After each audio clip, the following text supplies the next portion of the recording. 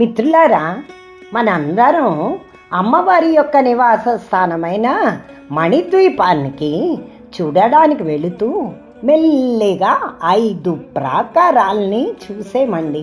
వాటి అందాలన్నిటినీ పరికించాం. ఇప్పుడు తర్వాత ప్రాకారమైన 6వ ప్రాకారం పంచలోహ ప్రాకారంలోకి ప్రవేశిస్తున్నామండి. ఆ ప్రాకారం ఎలా ఉంటుంది, దాని అందాలేంటి, దాని గురించి తెలుసుకుందాం. ఇప్పుడు శ్లోకాన్ని చదువుతాను, వినండి. ఆరకూటమయాదగ్రే అంటే దీనికి అగ్రభాగంలో కొంచెం ముందుకిట వెళితే 7 యోజన దైర్ఘ్యవాన్, 7 యోజనాల విస్తీర్ణం అంత ఎత్తులోంట మరొక ప్రాకారం ఉంది అని చెప్తున్నారు అన్నమాట. శ్లోకాన్ని చదువుతాను, వినండి.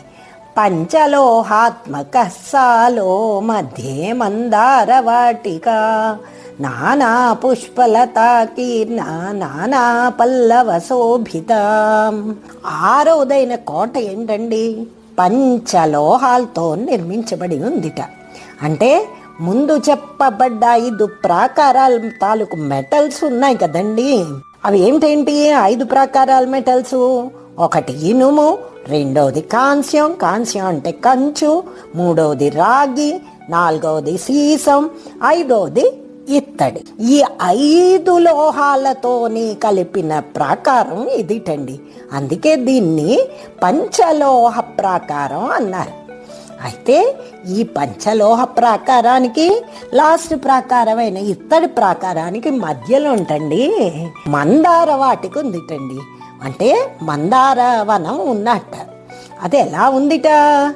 నానా పుష్పలతా కీర్ణ అంటే అనేక రకాలైన పుష్పాలతోనూ లతలతోనూ మరియు నానా పల్లవ శోభిత అంటే అనేక రకమైన ఎర్రటి చిగుళ్లతో శోభాయమానంగా శోభిల్లుతూ ఉందిటండి ఈ వనం.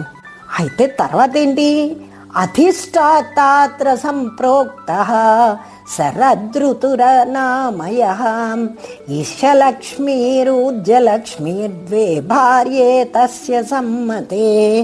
ఈ వనానికిట అధిష్టాన నాయకుట్ట అధిపతి ప్లస్ ఈ వనాన్ని రక్షించేవాడు ఎవరంటే శరదృతుటండి. అతనికిడేమో ఇశలక్ష్మి, ఊర్జలక్ష్మి అనే 2 భార్యలు అతనితో పాటు ఆ వనాన్ని రక్షిస్తూ ఉంటారటండి. ఇంకా ఎవరుంటారు?